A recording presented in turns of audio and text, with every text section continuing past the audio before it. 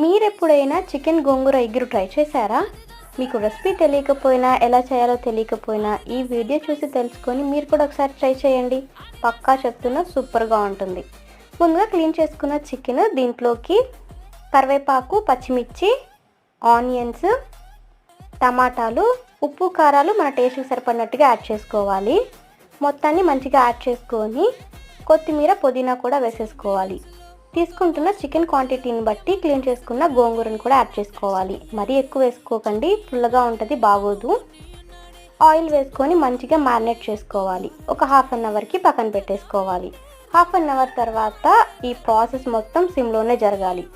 సిమ్లో జరిగితేనే ఈ కర్రీ టేస్ట్ అనేది చాలా బాగా వస్తుంది. వాటర్ అంతా ఆవిరయ్యేంత వరకు సిమ్లో మంచిగా కుక్ చేసుకోవాలి.